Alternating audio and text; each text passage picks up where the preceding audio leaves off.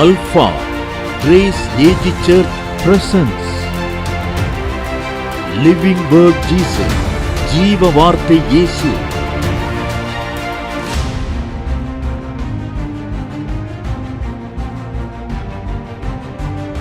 உனக்கென்று ஒரு ஆலயத்தை கொடுத்திருந்தால், உனக்கென்று ஒரு ஊழியத்தை கர்த்தர் கொடுத்திருந்தால், உனக்கென்று ஒரு ஊழியனை கொடுத்திருந்தால், சபை கொடுத்திருந்தால், continue with that ministry. Don't throw it away.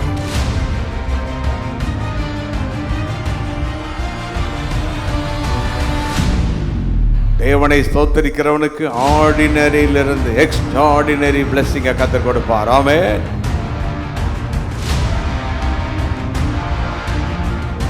வாழ்க்கையில நீ எக்ஸலண்ட் ஆகணும்னா let your praises be excellent. துதி வல்லமையாக இருந்தால் உன் வாழ்க்கையும் வல்லமையாகவே அமையும்.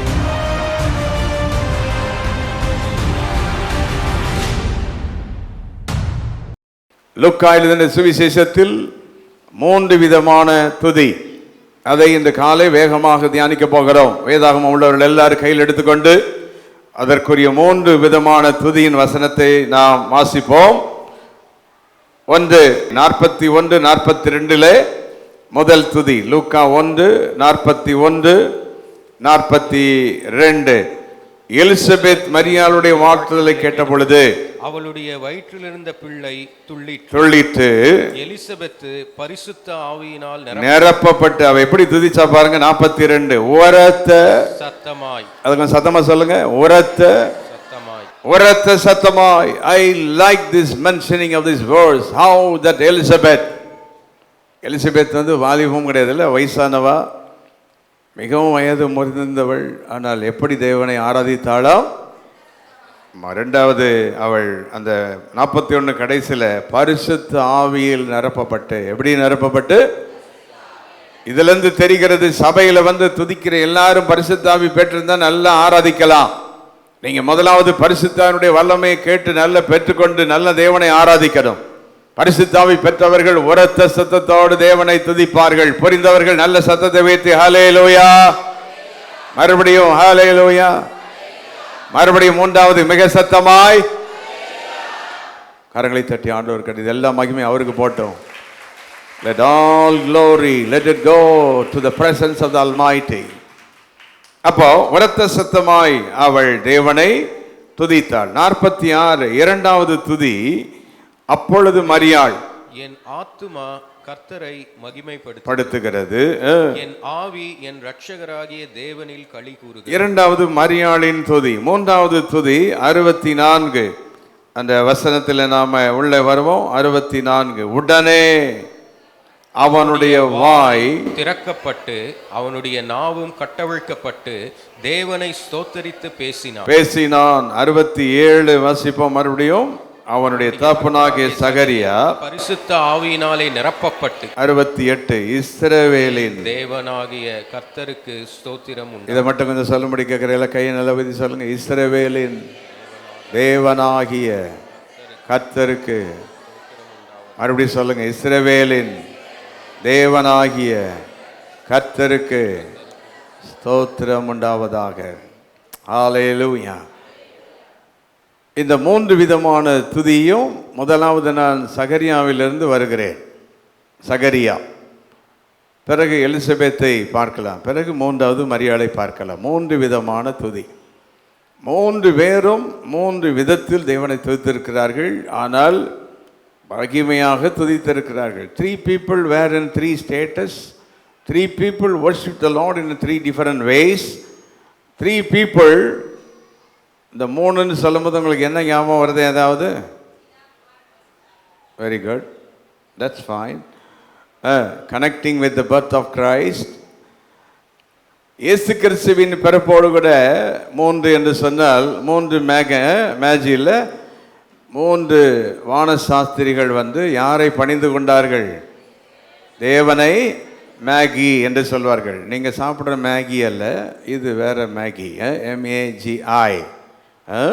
இதெல்லாம் ரொம்ப முக்கியம். நான் சும்மா உளறிட்டு போகிறேன் நினைக்காதீங்க. பதிவு செய்து கொண்டிருக்கிறேன். எனக்கு பின்னாலேயும் பல வருஷங்கள் கழித்து இது தோணித்து கொண்டிருக்க முடியாது சொல்லிட்டு போகிறேன். இந்த MAGI கவனியுங்கள், அந்த 3 பேர் MAGI மேகி என்பதிலிருந்து தான் மேஜிஸ்ட்ரேட் என்று வந்தது. அவங்க தான் they are the pioneers of the magistrate. இன்றைக்கு மேஜிஸ்ட்ரேட் என்று இருக்கிற அந்த டிவிஷனில் உள்ள கேடர் தான் யார் அவங்க, அந்த மேகி. அந்த மேகி என்பவர்களுக்கு 3 வித குணங்கள் உண்டு. இதற்கு அன்கனெக்டடாக இருந்தாலும் நான் சொல்லிட்டு நான் உள்ள செய்திக்குள் வரேன். அந்த மேகி என்பவர்களுக்கு 3 ப்ரொஃபஷன் இருந்துச்சு. ஒன்று, அவர்கள் வான சாஸ்திரத்தை அவர்கள் அறிந்திருப்பார்கள். இரண்டாவது, கொஞ்சம் மந்திரவாத சம்பந்தமான காரியங்களை அவர் அறிந்திருப்பார்கள். மூன்றாவது, நியாயங்களை விசாரிப்பார்கள். கை வச்சு காமிங்க. 3 3-fold ப்ரொஃபஷன் ஃபார் மேகி. நான் இப்போ என்ன சொல்லுங்க சொன்னதை 3-fold ப்ரொஃபஷன் ஃபார் மேகி. சரி, அதே போல தான் இங்கே லூக்காவில் 3 அவங்க சொன்ன மாதிரி தேவனும் பிதா குமாரன் பரிசுத்த ஆவியானவர் தான். இந்த 3 விதமான காரியங்களுக்கு கை வைத்து நன்றி செலுத்த ஆரம்பிக்க பார்க்கலாம். ஹல்லேலூயா சொல்லுங்க. ஆண்டவரே, சகரியா துதித்த தேவனை, எலிசபெத் துதித்த தேவனை, மரியாள் துதித்த தேவனை, ஹல்லேலூயா உமக்கு நாங்கள் நன்றி செலுத்துகிறோம். இப்போ இந்த சகரியாவின் துதி, இந்த சகரியாவின் துதி எப்படிப்பட்ட துதி? ஏற்கனவே அதை பற்றி நாம் கடந்த வாரம் சிந்தித்தோம். ஆகவே கொஞ்சம் சற்று இதை சில காரியங்களை மட்டும் ஹைலைட் பண்ணிட்டு நான் அடுத்த காரியத்துக்கு நான் போக விரும்புகிறேன். இந்த சகரியாவின் துதி எப்படிப்பட்ட துதி? இவன் தான் முதலாக தூதனை சந்தித்தவன். லூக்கா 1ஆம் அதிகாரத்தில் நாம் அங்கே பார்க்கும்போது, அவன் ஆசாரிய ஊழியன் செய்து கொண்டு இருக்கும்போது அவன் தேவாலயத்துக்குள் பிரவேசித்து தூபம் காட்டுகிற அந்த வேளையில் ஜனங்கள் எல்லோரும் கூட்டமாய் வெளியே ஜெபம் பண்ணி கொண்டிருந்தார்கள். அப்பொழுது கர்த்தருடைய தூதன் ஒருவன் தூப பீடத்தின் வலது பக்கத்திலே நின்று, நல்ல கவனிங்க, தூப பீடத்தின் வலது பக்கத்திலே வந்து யார் வந்து நின்றா? தூதன் வந்து நின்றான். ஹல்லேலூயா. இந்த சகரியாவின் துதி தூதனை கண்டு அந்த வல்லமையை பெற்ற அந்த துதி. நான் ஏற்கனவே சொன்னது போல 400 ஆண்டுகள் இருண்ட காலம், மல்கியா முதல் மத்தேயு வரைக்கும். There was no angel, there was no prophecy, there was no prophet, there was no tabernacle or nothing else. So there was a great darkness. அந்த பெரிய இருளுக்கு பிற்பாடு பரலோகம் திறந்து பரலோகத்திலிருந்து தூதன் இறங்கி வந்தான். ஹல்லேலூயா. இந்த தூதன் வந்தாலும் முத டெம்பிளுக்கு தான் வர்றார். அது மட்டுமல்ல, தூதன் வந்தது முதல் ஒரு பிரீஸ்ட், ஆசாரிய ஊழியம் செய்கிற ஒருவனை சந்திக்க வருகிறார். ஆமென் சொல்லுங்க. ஹல்லேலூயா. ஒன்றே நான் உங்களுக்கு சொல்லட்டும், தூதனுடைய உதவி, தூதனுடைய அந்த காரியங்கள் வேண்டும் என்கிறவர்கள் தேவனுக்காக ஏதோ ஒரு ஊழியத்தை செய்கிறவர்களாக நீங்கள் இருந்தால் கட்டாயம் உங்களுக்கு அந்த இது இருக்கும். ஏன்னா தூதர்கள் அதிகமாக தேவனுக்கு ஊழியம் செய்கிற பரலோக வேலை செய்கிறவர்களுக்கு என்ன செய்வார்கள்? உதவி செய்வார்கள். புரிந்தால் கைவித்தி ஆமென் சொல்லி கண்டுங்கள். ஹல்லேலூயா. ஆகவே because this Zechariah was at the priestly place, so he was doing the ministry of God, the angel of God came and met him. ஆகவே இது அவனுக்கு கிடைத்த ஒரு பெரிய பாக்கியம். அதாவது விசுவாசிகள் துதிக்கிறதற்கும் ஊழியக்காரங்க தேவனுடைய பிள்ளைகள் துதிக்கிறதுக்கும் பரிசுத்தாவி பெற்றவங்க துதிக்கிறதுக்கும் கவனிக்கிறீங்களா? பரிசுத்தாவி பெறாமல் இருக்கிறவங்க துதிக்கிறதுக்கும் என்ன இருக்குங்க வித்தியாசம்? That is a difference. தேவனுடைய ஊழியர்களுடைய துதி, ஆவியினால் நிரப்பப்பட்டவங்க துதிக்கிற துதிக்கும் சாதாரணமானவர்கள் துதிக்கிற துதிக்கு என்னவா இருக்குது? வித்தியாசமாக இருக்கும். நான் உங்கள்கிட்ட கேட்குறேன், எத்தனை பேர் எக்ஸலண்ட் ப்ரைஸ், எக்ஸலண்ட்டாக தேவனை துதிக்கணும்னு விரும்பினா மட்டும் கையை வைத்து கொடுங்க. ஆண்டவரே, என்னுடைய துதி எக்ஸலண்ட்டாக இருக்கணும் ஆண்டவரே. If you want to excel in your life, let your praises be excellent. உன் வாழ்க்கையில் நீ எக்ஸலண்ட் ஆகணும்னா let your praises be excellent. உன்னுடைய துதி வல்லமையாக இருந்தால் உன் வாழ்க்கையும் வல்லமையாகவே அமையும். ஆகவே வேதம் சொல்லுகிறது, சகரியா தூதனை கண்டான். ஆகவேதான் யாரை துதித்தான்? தேவனை துதிக்கிறான். அது மட்டுமல்ல, இந்த தூபபீடத்தில் போய் ஊழியம் செய்வதற்கு அடிக்கடி வாய்ப்பு வராது. வாழ்க்கையில ஒரு முறை தான் வரும். 1 நாளாகமம் 24:5 கடைசி வரியில அன்றைக்கு யூதர்கள் தேவனுடைய ஆலயத்தில் தாவீது காலத்திலிருந்து சீட்டு போட்டு வகுத்து இந்த ஆசாரிய ஊழியத்தை செய்தார்கள் என்று வாசிக்கிறோம். 1 நாளாகமம் 24:5. சீட்டு போட்டு அவர்களை வகுத்தார்கள். அதை கீழே 19ஆம் வசனம் வாசிக்கிறோம். ஆலயத்தில் அந்த பிரகாரத்தின் முறையின்படி அவர்கள் வேலை செய்தார்கள். 19ஆம் வசனம். தங்கள் முறை வரிசைகளில் கர்த்தருடைய ஆலயத்துக்குள் பிரவேசிக்கும் அவர்களுடைய ஊழியத்திற்காக பண்ணப்பட்ட வகுப்புகள் இவைகளே. இந்த வசனம் புரியுதோ புரியலையோ கையை வத்தி சொல்லுங்க. ஒழுங்கு இருந்துச்சு. ஆலயத்தில் என்ன இருந்துச்சு? ஆமாம், இங்கே வந்து யாதும் முறை யாவரையும் கேளுகின்ற மாதிரி யாரும் பாடுறது யாரும் பிரசங்கம் பண்ணுறது அப்படிலாம் கிடையாது. தேவன் யாரை நியமிக்கிறார்களோ, தேவன் யாரை தெரிந்து கொள்கிறார்களோ அவர்கள்தான் தேவனை மகிமைப்படுத்த முடியும். அல்லேலூயா. தேவனுக்கு ஊழியம் செய்வதோ பாடுவதோ தேவனை துதிப்பதோ இது யார் நமக்கு கிடைக்கிற ஒரு பாக்கியம். அதனால தான் ஊழியம் அந்த செய்கிறவங்கெல்லாம் ஊழியத்தை அல்ல தட்டிட்டு போகக்கூடாது. நான் உங்களை சொல்கிறேன், I will give you a caution this morning. தேவனுக்கண்டு என்ன ஊழியம் நீங்கள் செஞ்சாலும் அதை வந்து இப்படி தூக்கி போட்டுட்டு போகக்கூடாது. யார் கொடுக்கறது அது? ஆமாம், அதை வச்சு தான் தேவனை ஆசீர்வதிப்பார். ஒருவேளை இது சண்டே ஸ்கூல் ஊழியமோ, ஒரு ஆர்கன் வாசிக்கிறதோ, ஒரு கம்ப்யூட்டரை போடுறதோ என்னவானாலும் சரி, கை வைத்துங்க. ஊழியத்தை தூக்கி எறியாத. தேவன் கொடுக்கிற பொறுப்புகளை தூக்கி என்ன செய்யாத, எறியாத. தேவன் ஒரு பொறுப்பை கொடுத்தால் சின்சியராக சாகிற வரைக்கும் அதில் உண்மையாகிரு. முடிந்த வரைக்கும் அதில் வேலை செய். நீ நானாக நினைக்கக்கூடாது, நீ இல்லைன்னா அந்த வேலை நடக்காது அப்படின்னு நினைக்காத. செய்வார், ஆனால் பாதிப்பு உனக்கு தான். தேவனுடைய ஊழியத்தை அசட்டை பண்ணுகிற எந்த மனிதனையும் கர்த்தர் சும்மா விட மாட்டார். கலப்பின் மேல் கை வைத்து என்ன செய்யக்கூடாது, திரும்பி. அதனால்தான் அந்த ஆலயத்தில் நீங்கள் வந்து கர்த்தருக்காக ஒன்றை செய்தால், எதுனாலும் சரி, ஞாயிற்றுக்கிழமை ஆராதனைக்கு ரெகுலராக வருவீங்க, கர்த்தருக்கு ரெகுலராக கொடுப்பீங்க, எதை செய்தாலும் ஒழுங்காக நீ செஞ்சீன்னா, நான் சொன்னது சொல்லுங்கள் பார்க்கலாம், எதை செஞ்சாலும் அதில் யாருடைய ஆசீர்வாதம் இருக்குங்க? தேவன் கொடுக்குற எந்த பொறுப்பையும் அலை தட்டி விடாதே, அலை தட்டி விடாதே. என் வாழ்க்கையில் என் ஊழியம் ஆரம்பித்தது பாஸ்டருடைய சைக்கிள் துடைக்க தான் ஆரம்பித்தேன் என் லைஃப். பிறகு கார் துடைக்க கொடுத்தாங்க, பிறகு அவங்க துணியை வாஷ் பண்ண கொடுத்தாங்க எனக்கு. ஏன் சொல்கிறேன் அப்படின்னா, இப்படி தான் நாங்கள் ஊழியத்தை ஆரம்பித்தோம். இப்படி தான் ஆரம்பித்தோம். புல்பீட்டை துடைக்க சொல்லுவாங்க, மைக்கெல்லாம் துடைச்சி வைப்போம், ஆனால் பேசுனது இல்லை. இப்படி தான் ஊழியம் ஆரம்பித்ததுங்க. இன்றைக்கு வரைக்கும் ஆண்டோடைய கிருபையினாலே 40 ஆண்டு காலம் என்னுடைய ஸ்தாபனத்திலோ, எனக்கு மேலே இருக்கிற எந்த ஊழியக்கார் என்ன ஊழியம் செஞ்சால் சொன்னாலும் எந்த டிஸ்ட்ரிக்ட்டுக்கும் போய் ஊழியம் செய்து கொண்டிருக்கிறேன். யாரை கனப்படுத்தும்படி? விளங்கன கொஞ்சம் கை வைத்து தோத்திரம் பண்ணுங்க. நீ எல்லாம் ஊழியத்தை தூக்கி போட்டுட்ருக்கீங்களே, உங்களை எல்லாம் அநேகர் இல்லை, தேவனுக்கென்று செய்த அநேக காரியத்தை தூக்கி எறிந்து விட்டு போகிறீர்கள். ரொம்ப வேதனையானது. It's very pathetic. தேவனுக்காக ஒன்றை செய்தால் கடைசி வரைக்கும் செய்து கொண்டு இரு. இங்கே என் ஆலயத்தில் தான் செய்யணும் நான் ஒன்று சொல்லலை, ஆனால் விடாத ஊழியத்தை தேவனுக்காக பிரகாசித்து கொண்டு இரு. ஆகவே தேவன் வந்து ரொம்ப நம்ம கவனிக்கிறார், நம்ம சரியாக அவர் பார்க்கிறார். இந்த சகரியா என்பவனுக்கு குறிப்பிட்ட காலத்தில் குறிப்பிட்ட நேரத்தில் தேவனுடைய ஊழியத்தை செய்யும்படி சீட்டு விழுந்தது. அவன் போய் என்ன செஞ்சான்? தேவனுடைய ஆலயத்தில் போய் தூபம் காட்டினான். இந்த 9ஆம் வசனம் வாசிங்க. ஆசாரிய ஊழியம் முறைமையின்படி அவன் தேவாலய ஆலயத்துக்குள் பிரவேசித்து தூபம் காட்டுகிறதற்கு ஒரு சீட்டை பெற்றான். ஹல்லேலூயா. இப்பொழுது நான் உங்களிடத்தில் கேட்கிறேன், எத்தனை பேர் இந்த ஆராதனையில் என்னை கொண்டு வந்ததுக்காக ஸ்தோத்திரம் சொல்றது எத்தனை பேர்? வர வேண்டும் என்று நினைத்து எத்தனை பேர் வர முடியவில்லை? ஆராதிக்க நினைத்த எவ்வளவு பேர் வர முடியல?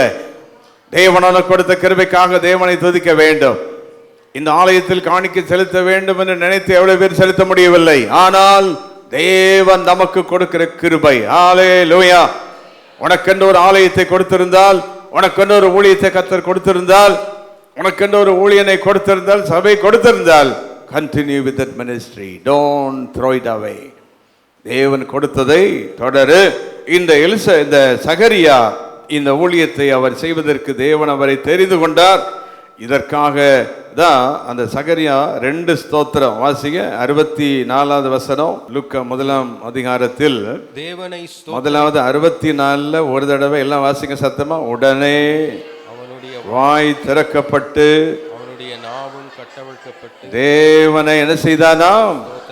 அப்படி இன்னொரு ஸ்தோத்திரம் பாருங்க. அவர் ஸ்தோத்திரம் பண்ணி தான் தேவனை அங்கே துதிக்கிறாருல 68 இஸ்ரவேலின் தேவனாகிய கர்த்தருக்கு ஸ்தோத்திரம் உண்டாவதாக. ஹல்லேலூயா. இஸ்ரவேலின் தேவனாகிய கர்த்தருக்கு ஸ்தோத்திரம் பண்றதுல அவ்வளவு வல்லமை இருக்கு தெரியுமா? என்ன கம்ப்யூட்டர் வந்தாலும், என்ன நீ வாட்ஸ்அப்பு கோட்ஸ்அப்பு மோட்ஸ்அப்பெல்லாம் வந்தாலும் எங்கள் ஸ்தோத்திரத்தில் வேல்யூ குறையவே குறையாதுங்க. சகரியா தேவனை ஸ்தோத்தரித்தான். ஆகினால்தான் ஒரு பிள்ளை போதும் என்று கேட்டான், ஒரு ஆண் மகனைத்தான் கேட்டான். ஆனால் ஒரு தீர்க்கதரிசியை கர்த்தர் அவனுக்கு கொடுத்தார். ஹல்லேலூயா. தேவனை ஸ்தோத்தரிக்கிறவனுக்கு ஆர்டினரியிலிருந்து எக்ஸ்ட்ராடினரி பிளெஸ்ஸிங்கை கர்த்தர் கொடுப்பார். ஆமென். சாதாரணமாக தான் நீ கேட்ப 1000 ரூபாய் சம்பளத்தில் ஒரு வேலை இருந்தால் போதும் ஆண்டவரே, 10,000 ரூபாய் கிடைச்சா போதும் அப்படிம்ப ஆண்டவனை கொண்டு ஒரு அதிபதியாக யோசிப்ப மாதிரி கொண்டு உட்கார வைப்பார். யார் செய்கிற வேலை? தேவன் செய்கிற வேலை. ஹல்லேலூயா. நான் இப்போ என் வார்த்தையை புரிந்தவர்களுக்கு மட்டும் ஆசீர்வாதம் கடந்து வரும். நான் சொல்லுகிற வார்த்தையை கேட்கிறவர்களுக்கு தேவனுடைய ஆசீர்வாதம் கடந்து வரும். இன்னைக்கு நான் பேசிக்கொண்டிருக்கிற வார்த்தை இட்ஸ் a prophetical word. தீர்க்கதரிசன வார்த்தையை கேட்கிற அத்தனை பேருக்கும் அப்படியே வந்தே தீரும். ஏனென்றால் இது ஒரு சாதாரண வார்த்தை அல்ல, prophetical word. இந்த சகரியம் அப்படிதான். He was a priest, then he started to practice that prophetical ministry. வாசிங்க, அவன் தீர்க்க தரிசனமாக அவன் பேச ஆரம்பித்தான். அந்த 1ஆம் அதிகாரம் 67ஆம் வசனம், லூக்கா 1:67. அவனுடைய தகப்பனாகிய சகரியா பரிசுத்த ஆவியினால் நிரப்பப்பட்டு தீர்க்க தரிசனமாக என்னவாக அப்படின்னா ஆண்டவருக்கு ஊழியம் செய்கிறவன் ப்ரமோஷன் ஆயிட்டே போவான். முதலாவது சகரியா சாதாரண ஒரு ஊழியத்தை செய்தான். பிறகு அவன் தூபபீடத்தில் போய் தூபத்தை காட்டி தேவனுக்கு ஆசாரிய ஊழியம் பிரீஸ்டா ஊழியம் செய்தான். இவன் தீர்க்கதரிசியா மாறிட்டான். ஹல்லேலூயா. கரங்களை உயர்த்துகிற தேவனே என்று சொல்லி ஆர்ப்பரிக்கலாம் எல்லாரும். உயர்த்துகிற தேவனே, உன்னை படிப்படியாய் கர்த்தர் உயர்த்துவார். நீ தேவனுக்கு உண்மையாக இருந்தால் உன்னை தேவன் உயர்த்து கொண்டே வருவார். சாதாரண ஊழியத்தில் இருந்த சகரியாவை தூபபீடத்தின் வேலைக்கு அவனை கர்த்தர் கொண்டு போனார். பிறகு அந்த பிரீஸ்ட்லி மினிஸ்ட்ரியிலிருந்து ப்ராஃபட்டிக் மினிஸ்ட்ரிக்கு கர்த்தர் கொண்டு போனார். அவனுடைய மகன் ஒரு தீர்க்கதரிசியாக மாறினான், யோவான் ஸ்நானகன். ஹல்லேலூயா. ஆகவே இந்த சகரியாவின் துதி மிக முக்கியமானது. இந்த சகரியா தேவனை துதித்தது மிக முக்கியமானது. அது மட்டுமல்ல, இந்த சகரியா ஒரு சாதாரணமான மனிதன் தான். He was a man who doesn't had that gift of faith. விசுவாச வரமே அவனுக்கு ரொம்ப ஒன்றும் இல்லை. நீங்கள் இருக்கிற யாராவது எனக்கு ரொம்ப விசுவாசம்லாம் இல்லைன்னு சொல்லி நீங்கள் சோர்ந்து போக வேண்டாம். உனக்கு விசுவாச வரம் இல்லாவிட்டாலும் உன்னை வல்லமுள்ள விசுவாசியாய் மாற்றுகிற பரிசுத்த ஆவியானவர் இங்கே இருக்கிறார். கை வைத்து ஸ்தோத்திரம் பண்ணி ஹல்லேலூயா. கை அசைச்சு சொல்லுங்க, என் விசுவாசத்தை நீர் பெருக செய்யும் ஆண்டவரே. ஹல்லேலூயா, ஹல்லேலூயா. இதோடு இணைத்து மரியாளை பற்றி சொன்ன ஒரு வார்த்தை நான் சொல்லட்டுமா? அந்த லூக்கா 1ஆம் அதிகாரத்திலே விசுவாசித்தவளே பாக்கியவதி 45 1:45 வாசித்து பார்க்கலாம். இந்த பக்கம் விசுவாசியாத சகரியா, விசுவாசித்தவளே பாக்கியவதி. யாராதா? விசுவாசித்தவளே பாக்கியவதி. ஹல்லேலூயா. இந்த சகரியா எலிசபெத்தருடைய வாழ்க்கையில் ஒரு தீர்க்கதரிசி தான் பிறந்தார். ஆனால் இயேசு பிறக்கிற அளவுக்கு அந்த வீட்டில் அவங்களுக்கு விசுவாசம் இல்லை. ஆனால் மரியாளுக்கு இயேசுவை பெற்றெடுக்கிற அளவுக்கு விசுவாசம் வந்துச்சு. எத்தனை பேருக்கு விசுவாசம் வர வேணும்? கை வைத்து கேளுங்க. விசுவாசத்தை தாரும். நான் சொல்ற மாதிரி சொல்லுங்க, தேவனால் கூடாதது ஒன்றுமே இல்லை. ஹல்லேலூயா. கையசைச்சு, என் வாழ்க்கையில் எல்லாம் தேவனால் கூடும், என் குடும்பத்தில் எல்லாம் தேவனால் கூடும், என் ஜெபத்தில் தேவன் அற்புதம் செய்வார், நான் அவரை விசுவாசிக்கிறேன். ஹல்லேலூயா. கரங்களை தட்டி கர்த்தரை மகிமைப்படுத்துங்கள். விசுவாசம், விசுவாச வரம், இதுதான் நம்முடைய வாழ்க்கையை உயர்த்தும். இதுதான் வாழ்க்கையை உயர்த்தும். ஆகவே இந்த சகரியா கவனிங்க, God uses anyone else even with the disability or inability. கவனிங்கள், முடியாதவர்களையும் முடிந்தவர்களையும் பயன்படுத்துகிற இயேசு. கை வைத்தியெல்லாம் சொல்லுங்க, முடியாதவர்களையும். அதனால தான் இதெல்லாம் பிரசங்கத்தை கேட்டுட்டு வீட்டில் போய் உங்கள் வீட்டுக்காரரை பார்த்து உனக்கு விசுவாசம் இல்லைன்னு சொல்லாதீங்க. விசுவாசம் இல்லாத அவரும் இருக்கட்டும், விசுவாசம் உள்ள நீ இரு. ரெண்டு பேரும் சேர்ந்து தேவனை மகிமைப்படுத்து. ஹல்லேலூயா. விசுவாசம் இல்லாத பலவீனமாயிருக்கிற அவரை கொண்டும் அவருக்குள்ளும் ஒன்றை செய்வார். விசுவாசிக்கிற உன்னை கொண்டு கதை செய்வார். புரிந்தால் கரங்களை தட்டி கத்தரை ஆர்ப்பரியுங்கள், ஆர்ப்பரியுங்கள்.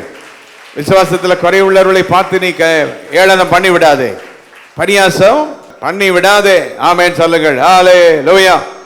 எத்தனை பேருக்கு இந்த விசுவாசம் வேணும்னு கேளுங்களேன் ஆண்டவர்கிட்ட. ஆண்டவரே, இந்த விசுவாச வரத்தை எங்களுக்கு தந்துடும். நீ சொல்லுகிறது அப்படியே என்ன செய்யணும், நாங்கள் விசுவாசிக்க நீர் எங்களுக்கு கிருபை தார். ஹல்லேலூயா. போன மாதம் ஒரு பாஸ்டருக்கு காரை போய் டெடிகேட் பண்ணி எடுத்து கொடுத்தேன். சென்னையில் போய் தான். அவர் சொன்னார், சைக்கிள் ஓட்டவே நான் அன்ஃபிட்டு, ஆனால் ஆண்டவர் என் மேலே இவ்வளோ கிருபை வச்சுருக்காரு அப்படின்னு. இப்போ பணத்தை விட எது ரொம்ப வேல்யூ சொல்லுங்கள்? விசுவாசம். முடிஞ்ச கை ஒத்துங்க. எத்தனை பேருக்கு அது வேணும் சொல்லுங்கள்? பணத்தை விட வேல்யூ எது? விசுவாசம். யார் பேரில் வைக்கிற விசுவாசம்? இயேசுவை நம்பு. கை வைத்து சொல்லுங்கள், இயேசுவை நம்புகிற. ஹல்லேலூயா. இயேசுவை நம்பு. அவரே எல்லாவற்றையும் வாய்க்க செய்வார். அவர் சர்வ வல்லமையுள்ள தேவன். ஹல்லேலூயா. தேவனுக்காக நிற்கிற ஒரு மனிதனை அவர் கைவிடவே மாட்டார். ஹல்லேலூயா. மனைவி தான் கொண்டு வரணும், மாமியார் தான் கொடுக்கணும், மாமனார் தான் கொடுக்கணும்னு வாழாத. யாரை நம்பி வாழு. என்ன வேதனை இருந்தாலும் இது யாருடைய வார்த்தைன்னு ஏற்றுக்கோ. தேவனை நம்பாத நீ தேவனை நம்பு. God can do anything. Hallelujah. அப்போ வயதான சகரியா இப்போ போய் அவருக்கு இந்த பிரீஸ்லி இதில் எப்படிப்பட்ட ஊழியம் கிடைக்குமான்னு அவருக்கு நம்பிக்கையில் கிடைச்சது.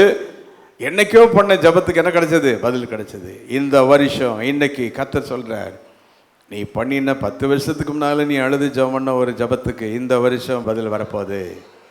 அதை நம்புகிற விசுவாசத்தை கைவைத்தி ஆமைன்னு சொல்லிக்கிடுங்க. அது என்னவென்னு எனக்கு தெரியாத, உனக்கு தான் தெரியும். ஒருவேளை 5 ஆண்டுக்கு முன் நீ ஜபித்த ஒரு ஜபத்தை கர்த்தர் இந்த மாதத்தில் உனக்கு அற்புதம் செய்து காரியத்தை வாய்க்க செய்யலாம். காரணம், என்றைக்கு நீங்கள் ஜபித்தாலும் பரலோகம் அந்த ஜபத்தை மறப்பதே இல்லை. ஹல்லேலூயா. Heaven never forgets the prayer that you offered. நீ ஏறெடுக்கப்பட்ட ஒரு ஜபத்தையும் பரலோகம் மறப்பதே இல்லை. இந்த சகரியாவின் ஜபம் பல ஆண்டுகள் ஆனது. இவங்கெல்லாம் வயசாயிட்டாங்க. ஆனாலும் அவங்க ஜபம் என்ன செய்யப்பட்டது? கேட்கப்பட்டது. ஹல்லேலூயா. எல்லாம் கை வைத்து துதித்த இந்த சகோதரியா எதுக்கு தான் துதிச்சான்னு சொல்கிறேன். நீங்கள் ஸ்தோத்திரம் பண்ணுங்க பார்க்கலாம். வாய் திறக்கப்பட்டு பேச ஆரம்பித்த சகரியா. ஸ்தோத்திரம் பண்ணுங்க. உங்கள் வாய் திறக்குதா பார்க்கலாம். ஹல்லேலூயா. ஹல்லேலூயா. இந்த சகரியாவுக்கு ஊமையாக கொஞ்ச நாள் இருந்தான். அது டெம்பரவரி டைம் தான், ரொம்ப நாள் கிடையாது. சில பிரச்சனைகள் டெம்பரவரியாக தான் இருக்கும். நீ அதை பர்மனெண்ட்டாக நினச்சிடக்கூடாது. எல்லா பிரச்சனையும் டெம்பரவரி தான். என் கூட சத்தமாக சொல்லுங்க பார்க்கலாம். எல்லா பிரச்சனையும் கை வைத்து இயேசுதான் நிரந்தரமானவர். ஹல்லேலூயா. அவருடைய கிருபை நிரந்தரமானது, அவருடைய வல்லமை நிரந்தரமானது. Zechariah was dumb for a period. God opened his mouth. வாய் திறந்தார். யாரை துதிக்க ஆரம்பிச்சா? ஆமென் சொல்லுங்க. ஹல்லேலூயா. இப்பொழுது கர்த்தருடைய வார்த்தை கேட்டுக்கொண்டிருக்கும் போதே உன் கை அசையாம இருந்து அசைஞ்சு பாரு, கர்த்தர் அற்புதம் செய்வார். உன் தலை அசையாம இருந்து அசைஞ்சு பாரு. உன் கால்கள் சரியில்லைன்னா கால்களை அசைத்து வல்லமை பெற்றுக்கொள். கர்த்தருடைய வல்லமை உன்னை தொடும். உன் சரத்தை தொட்டு கர்த்தருடைய வல்லமை பெற்றுக்கொள். உன் லங்ஸை தொடுவார், உன் கிட்னியை தொடுவார், உன் பவல்ஸை கர்த்தர் தொடுவார். கட்டுகள் எல்லாம் உடைக்கப்படும். கரங்களை தட்டி ஆர்ப்பரிங்கள். அவன் வாயை திறந்தான், அவ்வளவுதான், கட்டுகள் உடைக்கப்பட்டது. தேவனுடைய வல்லமை விளங்கிட்டு. ஹல்லேலூயா. உன் கையான் சரியாகுது, காலியான் சரியாகாது. தேவைகளை இந்த வருஷ கர்த்தர் சந்திப்பாரா? அந்த பணத்தை நினச்சிட்டே சோர்ந்து போயிட்டு கிடக்காதீங்க. இந்த மாதம் முடிவில் எவ்வளோ தேவை இருக்குது, இதை கொடுக்கணுமே அதை கொடுக்கணுமே. கைவைத்தியன் தேவன் எல்லாவற்றையும் பார்த்து கொள்வார். ஆமென். That is a faith. ஆமென். எல்லாவற்றையும் செய்ய அவரால் முடியும். ஆமென். இரண்டாவது இந்த எலிசபெத்தின் துதி வருவோம். எலிசபெத்தின் துதி 41, 42. The second praise is Elizabeth. இந்த எலிசபெத்தை பற்றி நாம் வேதத்தில் நாம் அங்கே பார்க்கிறோம். இவள் ஆரோனுடைய குமாரத்தி. 5ஆம் வசனம் 1 யூலுக்கா 1:5 கடைசி வரியில் அவன் மனைவி ஆரோனுடைய குமாரத்தி, அவள் பேர் எலிசபெத். எலிசபெத். ஆமென் சொல்லுங்க. ஹல்லேலூயா. அவள் யாரு? ஆரோனுடைய குமாரத்தி. ஹல்லேலூயா. எல்லா கையை நீங்க வைத்துங்க. நீங்கள் நான் எல்லாம் இன்றைக்கு இயேசு கிறிஸ்துவின் பிள்ளைகளாக நாம் இருக்கிறோம். எத்தனை பேர் இயேசு பிள்ளைங்களாம் கை வைத்து காமிங்க பார்க்கலாம். ஹல்லேலூயா. நம்மெல்லாம் யாருடைய பிள்ளைகள்? இயேசு கிறிஸ்துவின் பிள்ளைகள். ஆமென். இந்த எலிசபெத் எப்படி துதிக்காம இருக்க முடியும்? she is a child, she is a daughter of Aaron. Aaron தேவனுக்கென்று ஊழியம் செய்கிறவன். நாமும் ஆண்டவருடைய பிள்ளைகள், துதிக்காமல் எப்படி இருக்க முடியும்? இந்த எலிசபெத் என்ற இந்த வார்த்தை, அதை நான் டிஃபைன் பண்ண எனக்கு அதிக நேரம் இல்லை. அந்த வார்த்தை 3 பிரிவாக இருக்கிறது. எலிசபெத். இந்த 3ஐயும் பிரித்தால் தேவனுடைய வாக்கு தத்தங்கள் என்று அர்த்தம். the promises of God அப்படின்னு அர்த்தம். அப்போ இந்த எலிசபெத்தை யார் தான்? தேவனுடைய வாக்கு தத்தம் தான். ஆமென் சொல்லுங்க. ஹல்லேலூயா. தேவனுடைய வாக்கு தத்தம் தான். இந்த 41ஆம் வசனத்தில் நாம் இந்த எலிசபெத்தை நாம் பார்க்கும்போது அவள் துதிக்கிற டைமிங் எப்படி இருக்குன்னா, 5ஆம் அதிகாரத்தில் அவள் மலடி, பிள்ளை இல்லை. அந்த 17ஆம் வசனம் வரைக்கும் அவள் அப்படி தான் இருக்கிறா. ஆனால் 23ஆம் வசனம் கொஞ்சம் வாசிங்க. லூக்கா 1:23. அவனுடைய ஊழியத்தின் நாட்கள் நிறைவேறின உடனே தன் வீட்டுக்கு போனான். உடனே நாட்களுக்கு பின்பு அவன் மனைவியாகிய எலிசபெத் கர்ப்பவதியாகி. ஹல்லேலூயா.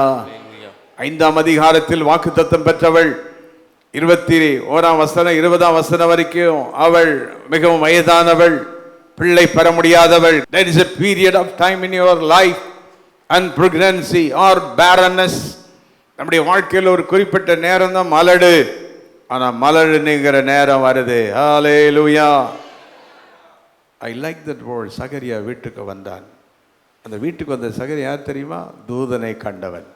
வெறும் புருஷன் கிடையாது. அவன் யாரு? இதுவரைக்கும் வெறும் புருஷனா இருந்து குழந்தை இல்லை. ஆனால் இப்பொழுது அவன் வீட்டுக்கு வருகிறான். யாராக வருகிறான்? தூதனை கண்டவனாக. வாயை திறந்து சொல்லுங்க. சகரியா இப்ப யாரு? தூதனை கண்டவன். 2வது வாக்கு தத்தத்தை பெற்றவன். வீட்டில் எலிசபெத்திட்ட சொல்லியிருப்பான், தூதனை பார்த்து 400 வருடம் 2 காலம் தூதன் வந்தான், என்னோடு பேசினான் என்று சொல்லி அந்த வாக்கு தத்தத்தை அவளிடத்தில் பேசின உடனே அடுத்த வினாடி எலிசபெத் ஆவியில் நிறைஞ்சிருப்பான். அப்பவே வல்லமை அவளுக்குள்ள வந்திருக்கோம். அவளும் தன் கணவனால் கர்ப்பவதி ஆனாள். ஏன் அப்படி சொல்றேன்னா, விர்ஜின் மேரி மனுஷனால் அவள் கர்ப்பவதியாகவில்லை, பரிசுத்த ஆவியினால். இதெல்லாம் கட்டாயம் தெரிஞ்சுக்க வேண்டியது. கை வைத்து ஆமென் சொல்லுங்க. ஹல்லேலூயா, ஹல்லேலூயா. அப்போ இந்த மலடி எனப்பட்ட எலிசபெத் பாருங்க, அந்த ஹஸ்பண்டே ஒய்ஃபாவா மலடியாக தான் இருக்கா. என் மனைவி ரொம்ப வயது சென்றவா அப்படின்னு சொல்கிறார். சிலர்லாம் வெளியே ரொம்ப சொல்ல மாட்டாங்கல்ல. 18ஆம் வசனம் பாருங்களேன். சகரியா தேவதூதனை நோக்கி, இதை நான் எதினால் அறிவேன், நானே என்னவா இருக்கிறேன். இன்னைக்கு நம்மளாம் யாருமே கிழவியாகவே ஆகிறது இல்லைல்ல. சரி, ஆனால் அவன் சொல்லிட்டான், நான் கிழவனாக இருக்கிறேன், என் மனைவி வயது சென்றவளா இருக்கிறாளே என்றான். இருக்கிறாளே என்றான். அப்படி சொன்னவுடன் தூதன் சொல்லுகிறான், நான் யார் தெரியுமா? தேவனுடைய சன்னிதானத்திலிருந்து புறப்பட்டு வந்திருக்கிறேன். ஹல்லேலூயா. உன் கழட்டுத்தனத்தையும் அவ கிழவித்தனத்தையும் மாற்றுகிற வல்லமையோடு அங்கிருந்து வந்திருக்கிறேன். எத்தனை பேருக்கு உன்னதத்தின் பலன் வேணும்? ஆமென் சொல்லுங்க. ஹல்லேலூயா. கை அசைங்க. பரிசுத்த ஆவி வரும்போது நீங்க என்ன அடைவீர்கள்? ஹல்லேலூயா. செய்ய முடியாத எந்த காரியத்தையும் குடும்பத்திலும் வேலையிலும் தொழிலும் செய்து முடிக்க தேவன் பலனை கொடுப்பார். கரங்களை தட்டி ஆரம்பித்து அந்த பரிசுத்த ஆவியை பெற்றுக்கொள்ளுங்க. எல்லாரும் ஆவியில் நிரப்பப்படுங்க. பரிசுத்த ஆவி பெற்று அந்நிய பாஷைகளை பேசி